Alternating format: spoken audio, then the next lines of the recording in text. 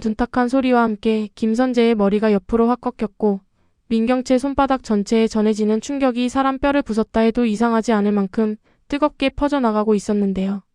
그 한 번의 뺨을 갈기기 위해 올라왔던 분노에는 이 남자를 살려두나 죽여두나 똑같다는 생각까지 스쳐 지나갔습니다. 사람을 죽여도 이상하지 않을 만큼 끓어오르던 그 감정을 민경채는 마지막 선이라는 듯 손바닥 한 번에 몰아넣어 버린 거였어요. 그제야 이 남자가 진짜로 자기 인생을 통째로 베고 들어온 칼이었다는 걸 인정하게 됐습니다. 소리가 너무 크게 났는지 회장실 복도 끝까지 싸늘한 정적이 한번 퍼져나갔습니다. 지나가던 비서 하나가 멈칫했다가 둘 사이 분위기를 눈치채고는 고개만 숙인 채 자리를 피했는데요. 선재 뺨에는 순식간에 붉은 자국이 번져 올라왔고 그 와중에도 그는 놀라기보다 피식 입꼬리부터 올려버렸습니다. 이제야 눈치챘어요, 상무님? 딱 그 한마디를 듣는 순간 경채는 방금 뺨을 갈긴 손보다 심장이 먼저 덜덜 떨리고 있다는 걸 깨닫게 되죠. 손은 이미 할 일을 끝냈는데 머리와 가슴은 이제서야 현실을 받아들이고 있었습니다. 아, 이 인간이 처음부터 우리 편이 아니었구나. 그제야 오전부터 이어져온 이상한 징조들이 한 줄로 깨어지기 시작했습니다. 사실 이 엔딩 같은 장면은 하루 종일 이어진 불길한 기척 끝에 마지막으로 터진 결과였거든요. 그날 오전 민경채는 재무팀에서 올라온 보고서를 검토하다가 아주 사소한 숫자 하나를 보고 손이 멈췄는데요. 해외재단 후원금이라는 항목 밑에 처음 보는 이름이 찍혀 있었습니다. 연숙재단 스텔라장. 우리 쪽에서 이 재단이랑 거래했었나? 경채는 고개를 갸웃거리다 더 이상 혼자 의미를 짐작하지 않고 곧장 모태주에게 전화를 걸었습니다. 태주 과장, 이 재단 언제부터 잡힌 거죠? 올해 2분기부터요. 회장님 쪽에서 직접 지시 떨어졌습니다. 계약 검토는 법무팀에서 했고요. 법무팀이면 김선재 팀장이? 네, 서류 전부 그쪽 결제로 올라갔습니다. 그 순간 지난 며칠 동안 머릿속을 스쳐갔던 장면들이 하나둘 퍼즐처럼 맞춰지기 시작했습니다. 요즘 들어 민두식이 유난히 감정이 좋아 보였던 것. 회장실 문이 닫힌 채로 김선재와 단둘이 있는 시간이 눈에 띄게 길어졌던 것. 이사회 안건에서도 명백히 경영 쪽 이슈인데도 법무팀 의견이 유난히 강조되고 있었다는 것. 이미 예고됐던 대로 선재의 태도가 이상하다는 감각이 그냥 질투나 의심이 아니라는 걸 확인하는 순간이었는데요. 법무팀, 연숙재단, 해외 후원금 이게 한 줄로 이어진다고? 등줄기를 타고 차가운 느낌이 서서히 기어 올라왔습니다. 공 실장님. 경채는 바로 공 실장을 불렀습니다. 네, 상무님. 내 이름으로 올라오는 결제 서류 중에 최근 3개월간 회장님 도장 찍힌 거 전부 다시 정리해주세요. 특히 법무팀 경유한 건 빨간색으로 표시하고요. 혹시 회장님께 보고하지 마세요. 지금은. 말투는 평소랑 다를 바 없었는데 공 실장은 수화기 너머에서 묘하게 등골이 서늘해졌습니다. 그리고 김선재 팀장 오늘 일정도 전부 뽑아주세요. 누구 만나고 어디 들렀다가 가는지 전부요. 경채는 그 말을 던지고 전화를 끊으면서 스스로도 인정해야 했습니다. 이건 단순히 나를 넘어서려 한다는 수준의 자존심 문제가 아니라 민강 유통 후계 구도 전체가 자기 모르게 새로 짜이고 있다는 신호라는 걸요. 나 빼고 회사를 다시 짜고 있다. 그럼 나도 내가 설 자리를 다시 짜면 되는 거고. 이렇게 머릿속에서 결론을 내리는 순간 어릴 때부터 몸에 밴 민두식식 계산법과 자신만의 방식이 묘하게 섞여 들어가기 시작했습니다. 상무님, 설마 또 무리하실 것 같은데. 공 실장은 수화기를 내려놓고 혼잣말을 했지만 이미 돌아가는 판이 예전과 다르다는 건 누구 눈에나 보이고 있었어요. 그 시각 전혀 다른 동네의 분식집에서는 전혀 다른 종류의 지옥이 조용히 펼쳐지고 있었습니다. 백설이는 김밥을 썰다가 갑자기 칼을 도마 위에 내리꽂듯 내려놓았습니다. 칼끝이 도마를 찍는 소리가 이상하게 크게 들리더니 손목부터 힘이 쭉 빠져버렸어요. 손님들은 그냥 바쁜 줄 알고 웃으며 지나갔지만 설이는 자기 손이 더 이상 말을 안 듣는다는 걸 제일 먼저 느끼고 있었습니다. 손등이 미세하게 떨리고 있었거든요. 사장님, 여기 떡볶이 하나 추가요. 손님 목소리에 자동으로 네 하는 대답이 튀어나왔지만 마음은 이미 엉망이었습니다. 세리가 내 딸이라는 거, 그럼 우리 미소는 뭐가 되는 건데. 민강 유통법무팀장 김선재가 던지고 간 말들이 그대로 가게 천장에 박제된 자막처럼 떠다니는 것 같았거든요. 20년 전 산부인과에서 아이가 바뀌었던 그날, 병원의 기록, 그리고 민셀이 설희 씨 친딸이야 라고 말하던 선재의 눈빛. 그러면서도 제일 먼저 떠오르는 얼굴은 학원 가기 전에 분식집에 들러서 남은 김밥 끝을 몰래 집어먹고 나가던 백미소였습니다. 엄마 오늘 알바 늦게까지야? 나 집에 가면 있어? 당연히 있지. 알바 끝나면 바로 달려갈게. 얼마 전 주고받은 그 짧은 대화를 떠올리는 것만으로도 설희는 숨이 턱 막혔습니다. 나는 단 한 번도 미소를 남의 집 애라고 생각한 적이 없는데 머리로는 혈연이라는 단어가 떠오르고 가슴으로는 같이 울고 웃고 버틴 16년이 떠오르니 안과 밖이 따로 노는 기분이었습니다. 그때 가게 문이 벌컥 열리면서 양말숙이 등장했는데요. 입에 꽈배기를 물고 들어오다가 설희 얼굴을 보고 바로 꽈배기를 빼냈습니다. 야 백설이. 너 오늘 손님한테 떡볶이 대신 소금 뿌려줄 얼굴이네. 아무 말이나 하지 말고 주문부터 해. 됐고. 무슨 일인데 또? 너 그 표정이거든? 예전에 미소 아빠 갑자기 집 나갔을 때. 말숙이 너무 정확하게 짚어버리니까 설희는 적당히 둘러댈 말조차 떠오르지 않았습니다. 결국 튀김 집게를 내려놓고 조용히 말문을 열었어요. 말수가 만약 말이야. 네가 키운 딸이 어느 날 갑자기 남의 집 애였다고 하면 어떨 것 같아? 뭔 소리야 갑자기. 그냥 가정법으로 물어보는 거야. 야 가정법이고 뭐고 없어. 키웠으면 내 딸이지. 남의 집 애가 어디 있어. 누가 그런 소리 해도 나는 안 믿는다. 그 말이 너무 단순하고 직설적이라서 설희는 괜히 웃음이 나다가도 눈물이 먼저 고였습니다. 그래도 피는 못 속인다고 하잖아. 언젠가 진실 알게 되면 애가 상처받지 않을까. 너 왜 그렇게 말을 돌려. 딱 봐도 누가 너한테 그런 소리 했다. 그치? 말숙이 다가와 앞치마를 잡고 확 돌려 세우면서 설희 눈을 똑바로 바라봤습니다. 누가 뭐래도 미소는 내 딸이야. 너 그거 한 번이라도 의심하면 그때부터는 네가 엄마 만나부터 다시 생각해야 된다. 나 의심한 적은 없는데. 설희가 겨우 그렇게 중얼거리는 순간 눈가에서 눈물이 한 방울 떨어졌습니다. 말숙은 그 눈물을 보고도 오히려 더 투박하게 몰아붙였어요. 그러면 됐어. 세상 사람들 전부 달려들어서 아니다라고 해도 너 한 명이 내 딸이다라고 말하면 그게 진짜야. 네가 흔들리면 애들 발밑부터 무너지는 거고. 그 말 한 줄이 설희 마음 한가운데에 박혀있던 금을 겨우 붙잡아주는 순간이었습니다. 내가 흔들리면 아이 둘이 한꺼번에 무너진다. 이 생각이 들어오는 순간 설희 눈빛이 미세하게 달라졌습니다. 여전히 두렵고 복잡하긴 했는데 최소한 어느 방향으로 버텨야 할지는 알게 된 느낌이었어요. 그 사이 민강유통법무팀은 전쟁 준비하듯 숨이 막히는 분위기로 돌아가고 있었습니다. 김선재는 회의실 한쪽에서 새로 인쇄된 보고서를 넘기며 아랫사람들에게 짧게 지시를 내리고 있었습니다. 이 구조조정안 문서 이름 바꿔요. 구조조정이라고 적지 말고 지배구조 재정비로. 네 팀장님. 그리고 대표이사 직무대행 부분은 오늘 회장님 서명 받으면 바로 이사회에 올릴 준비하세요. 그럼 직무대행은 회장님께서 직접 지명하시는 걸로. 아니요. 회장님께서 법무총괄 중심으로 안정화를 원하신다고 하셨으니까 제 이름으로 올리죠. 부하 직원들이 분주히 움직이는 와중에도 선재 머릿속은 전혀 다른 그림을 그리고 있었는데요. 성공, 설희, 세리, 민강, 유통, 권력. 이 네 가지를 손에 넣으면 이제 누구도 날 다시 가난으로 밀어넣지 못하겠지. 가난한 집안에서 태어나 악착같이 공부해서 명문대 법대를 졸업하고 검사까지 찍었던 지난 시간이 떠올랐습니다. 그 과정에서 한 번쯤은 사랑보다 성공을 택했던 적도 있었고요. 그때 버렸던 사랑이 바로 백설이었고 그때 지키지 못한 아이가 세리였다는 사실이 지금은 그의 머리와 가슴을 동시에 괴롭히고 있었습니다. 이번에는 절대 놓치지 않는다. 설이도 세리도 민강도. 자기 안에서 올라오는 죄책감과 미련을 선재는 책임이라는 이름으로 억지로 포장하고 있었습니다. 내가 지금 판을 잡아야 저들도 보호할 수 있다.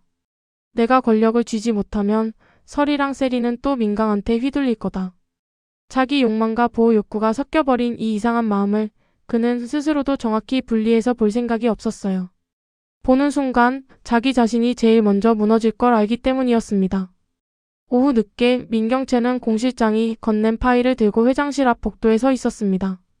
공 실장은 평소보다 더 조용한 얼굴로 파일을 내밀었는데요. 상무님 말씀하신 대로 최근 3개월치입니다.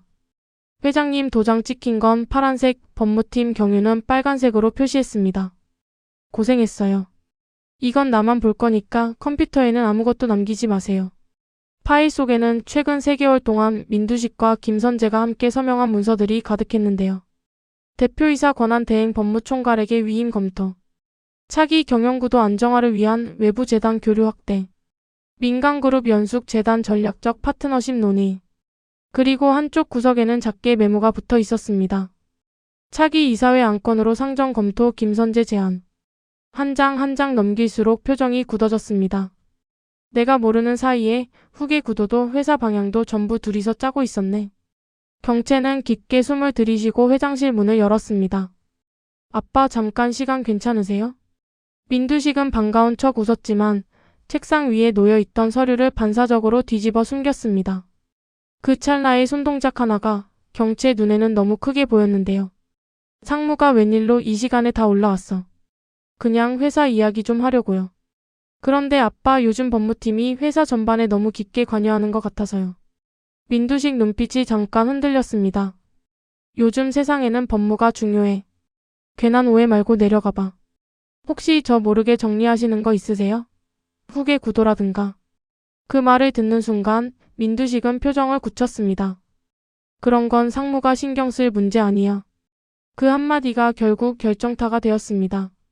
어릴 때부터 민경채는 이 집에서 언제나 완벽한 딸이길 요구받으며 자라왔습니다. 성적표를 들고 가면 이 정도는 해야지라는 말이 돌아왔고 회사에 들어와서는 너는 원래 이 자리에 설 애라는 말로 칭찬과 부담을 동시에 받아왔는데요.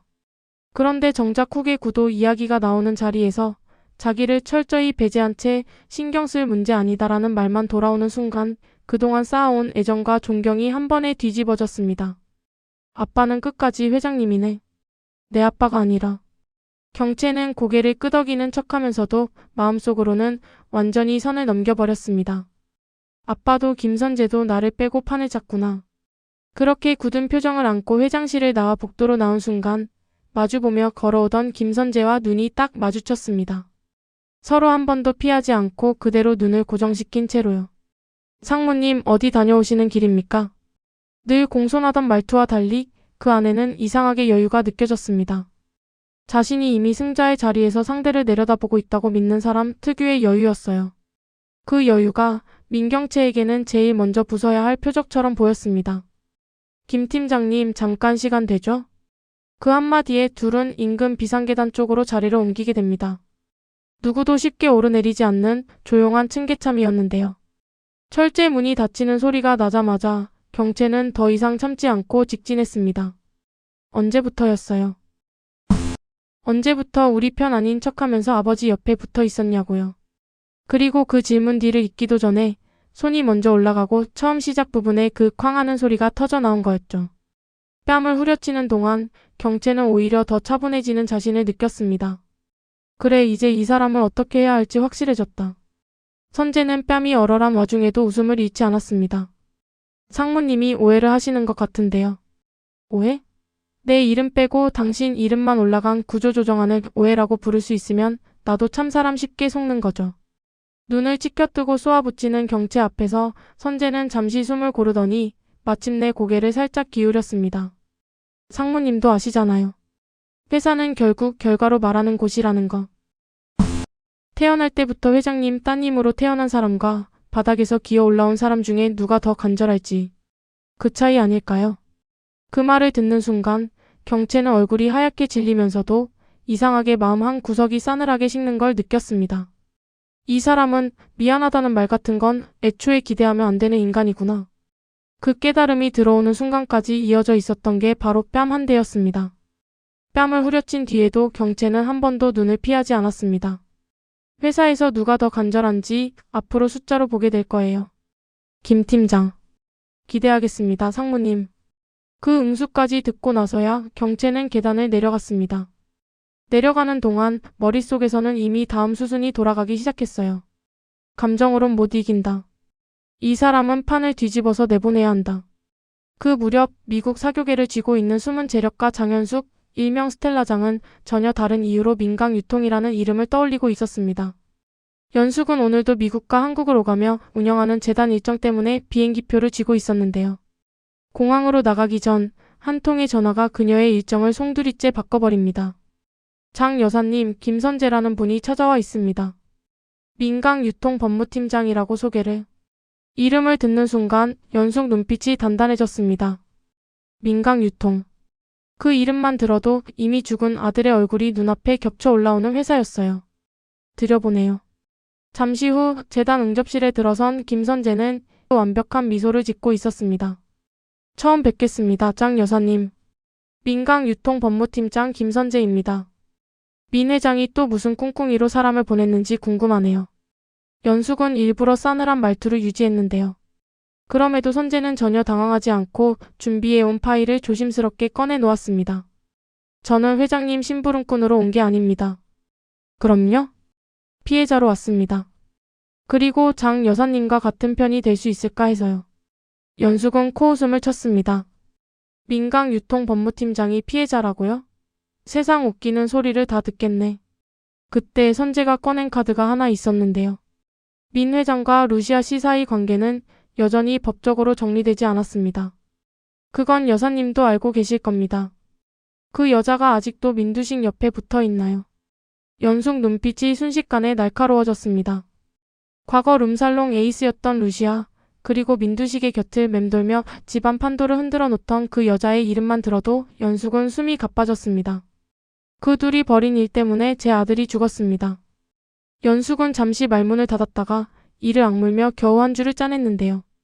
그래서요. 그 얘기를 하러 왔나요?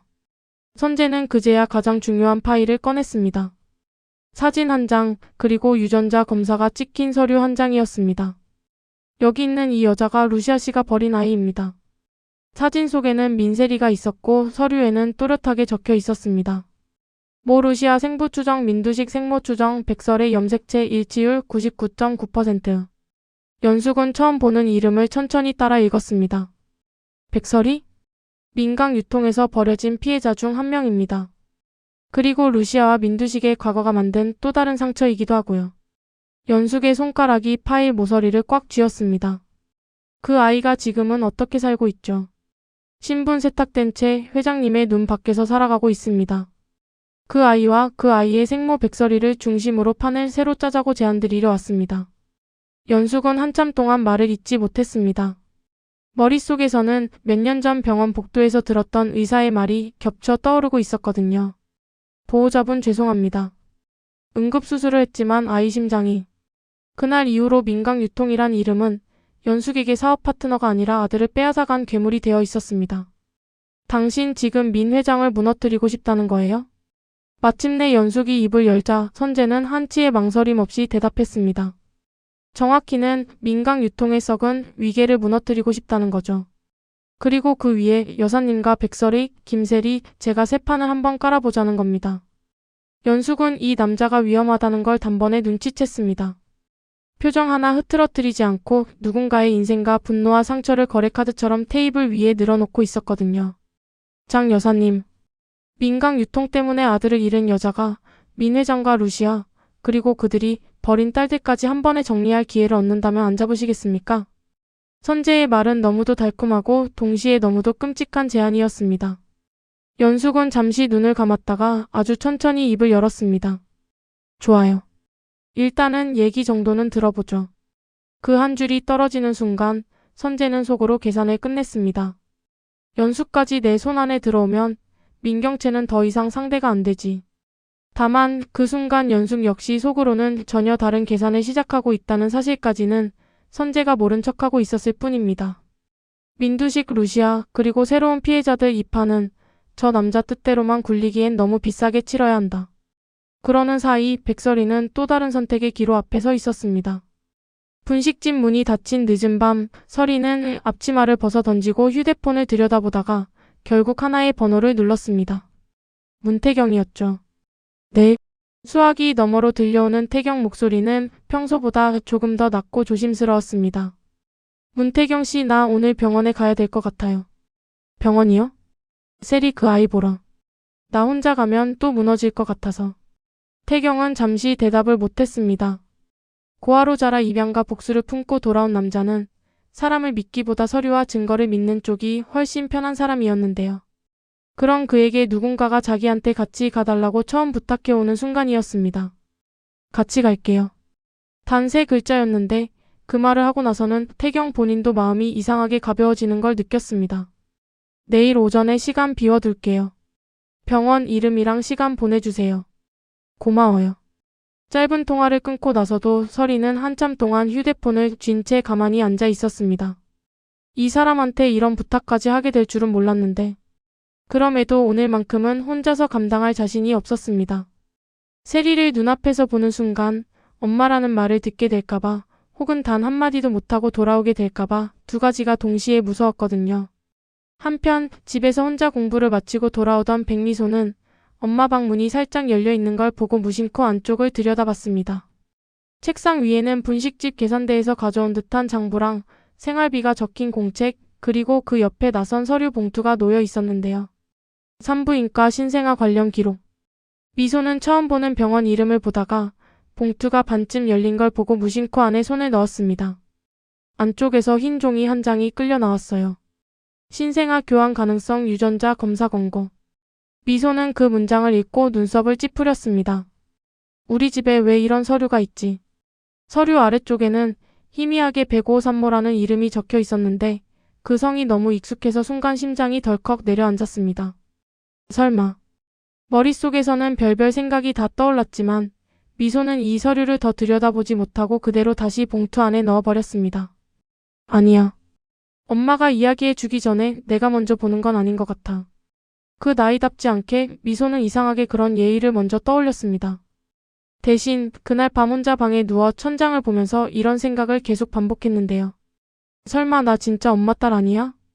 그 질문 하나가 머릿속에 자리 잡는 것만으로도 미소에게는 충분히 큰 폭풍이었습니다. 다음 날 아침 병원 복도는 이상하게 조용했습니다. 문태경은 평소와 다름없는 정장 차림이었지만 걸음은 조금 더 천천히 신중하게 내딛고 있었는데요. 옆에서 함께 걷고 있는 백설이가 한 걸음 내디딜 때마다 옆에서 그 발을 한 번 더 확인하는 사람처럼 보일 정도였습니다. 설이 씨 힘들면 잠깐 앉았다가요. 괜찮아요. 오늘은 도망 안 가려고요. 설이는 병원 이름을 적은 안내판을 몇 번이고 눈으로 확인하면서도 세리 이름이 적힌 병실 앞에 다가가자마자 발이 딱 멈췄습니다. 문 앞 작은 명패에는 김세리라는 이름이 적혀 있었어요. 세리야. 속으로 이름을 부르는 것만으로도 눈물이 먼저 차올랐습니다. 그러나 설이는 일부러 고개를 들고 한번 숨을 고르고 나서 태경을 바라봤습니다. 나 못 들어가면 어떡해요? 못 들어가면 그건 그때 가서 생각하면 되고요. 적어도 오늘 여기까지 온 건 설이 씨가 잘한 겁니다. 태경 목소리는 여전히 차분했지만 그 눈빛만큼은 누구보다 뜨겁게 설이를 지켜보고 있었는데요. 고아시설에서 자라면서 한 번도 엄마라는 존재를 붙잡아 본 적 없는 남자에게 지금 이 순간은 묘한 감정을 안겨주고 있었습니다. 저 사람은 어떤 선택을 해도 엄마일 수밖에 없겠구나. 잠시 뒤 문이 조금 열리고 안쪽에서 간호사가 얼굴을 내밀었습니다. 보호자분이세요? 설이는 본능적으로 내라는 말이 나올 뻔했지만 바로 옆에서 태경이 아주 짧게 말을 보탰습니다. 예, 보호자 측 지인입니다. 잠깐 얼굴만 보고 가도 될까요? 간호사는 두 사람을 번갈아 보더니 안쪽 상황을 확인하고 고개를 끄덕였습니다. 잠깐이면 괜찮습니다. 아이가 많이 예민해서요. 문이 조금 더 열리고 하얀 침대 위에 누워있는 세리의 옆모습이 보였습니다. 산소줄은 없었지만 팔에는 주사 바늘이 꽂혀 있었고 침대 옆에 놓인 인형 하나가 묘하게 외로워 보였어요. 설이는 한 발자국 또 한 발자국 안으로 들어가다가 결국 문턱에서 멈춰 섰습니다. 저 아이가 내 딸이라고? 머릿속에서는 수천 번 되뇌었지만 실제로 눈앞에서 마주하자 모든 말이 사라졌습니다. 대신 아주 오래전에 잊어버렸다고 생각했던 감각이 되살아나고 있었어요. 사모님, 어릴 때 아기 보러 오셨을 때랑 눈이 똑같네요. 20년 전 산부인과 간호사가 그런 말을 했었습니다. 그때는 그저 덕담인 줄 알았는데 지금 눈앞에 있는 세리의 눈꼬리를 보니까 이상하게 그 말이 다시 떠오르더라고요. 세리는 잠들어 있는 줄 알았는데 눈꺼풀이 살짝 떨리더니 서서히 눈을 떴습니다. 누구세요? 그 말 한 줄에 설이 심장이 쿵 내려앉았습니다. 아, 저기 그냥 예전에 네가 아주 어릴 때 잠깐 본 적 있는 사람이야. 결국 설이는 엄마라는 두 글자를 끝내 꺼내지 못했습니다. 대신 목소리만 최대한 다정하게 깔았어요. 분식집 해. 떡볶이 좋아하니? 좋아하는데요. 나중에 괜찮으면 한번 놀러와. 서비스 많이 줄게.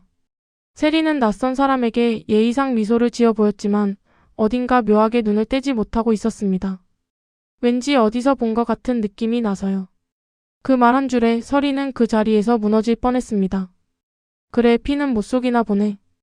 애는 모르는데 몸이 먼저 기억하는구나. 그럼에도 서리는 끝까지 자기 감정을 꽉 붙잡았습니다. 지금 여기서 내가 울면 이 아이한테는 또 하나의 상처가 된다. 병실을 나와 복도에 나왔을 때 서리 무릎은 이미 힘이 풀려 있었고 태경이 손으로 그녀 팔꿈치를 받쳐주고 있었습니다. 말했잖아요. 힘들면 잠깐 앉으라고. 문태경 씨, 나 지금 되게 나쁜 엄마 같지 않아요? 전혀요. 나쁜 엄마는 여기까지 안 와요. 그 말에 서리는 처음으로 조금 울 수 있을 것 같다는 생각이 들었습니다. 그 무렵 민경채는 회사 근처 조용한 카페에서 조필두를 따로 만나고 있었습니다. 부장님, 이런 자리 불러내서 죄송해요. 상무님이 부르셨는데 제가 당연히 나와야죠. 조필두는 회계팀에서 잔뼈가 굵은 베테랑이었고 경채가 입사 초기에 실수했을 때 묵묵히 뒷처리를 도와줬던 사람이기도 했습니다. 딱 하나만 여쭤볼게요. 최근 3개월간 회장님 지시로 움직인 돈 중에 숫자가 이상한 부분 없었습니까? 솔직히 말씀드리면 있습니다. 조필두는 이미 준비해 온 듯 얇은 노트를 한 권 꺼냈습니다. 연숙재단으로 나간 후원금 명목이 서류상으로는 사회공헌인데요. 실제로는 자금이 다시 몇 군데 회전해서 들어오는 흐름이 보입니다. 돌아온다는 게 어디로요? 법무팀에서 관리하는 별도 계좌가 있더군요. 회계팀 쪽에서는 접근이 잘 안 되는. 경채는 눈을 가늘게 떴습니다. 법무팀 김선재 쪽이네요. 제가 감히 이름을 언급하긴 좀 그렇지만 실무적으로 보면 그렇게 됩니다. 조필두는 오래 회사에 있었던 만큼 말을 아끼면서도 핵심만 짚는 사람이었습니다. 부장님, 이 얘기 혹시 다른 사람한테도 하셨어요? 아직은 아닙니다. 보고를 올리면 올라가는 곳이 회장실이니까요. 상무님께 먼저 말씀드리는 게 맞다 싶었습니다. 그 말이 경채에게는 이상한 위로처럼 느껴졌습니다. 그래도 아직 나를 믿어주는 사람이 있긴 있구나. 이 자료 제 쪽에서 따로 정리하겠습니다. 부장님 이름은 어디에도 안 남길게요. 상무님. 네, 회사 위에서 하시는 거죠? 그 질문에 경채는 잠시 숨을 고르다가 웃었습니다.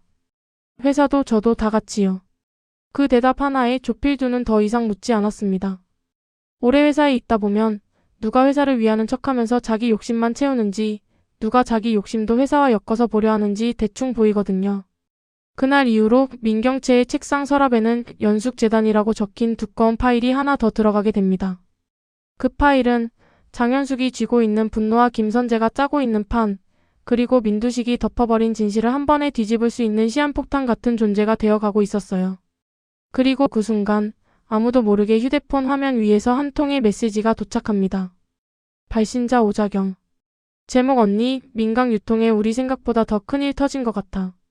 이 한 통의 메시지가 다음 회차에서 또 한 번 판을 흔들게 될 거라는 걸 시청자만 먼저 알고 있는 상태로요. 오늘의 예측은 여기까지입니다. 다음 화가 정말 기대되네요. 구독과 좋아요는 영상 제작에 큰 힘이 됩니다. 시청해주셔서 감사합니다.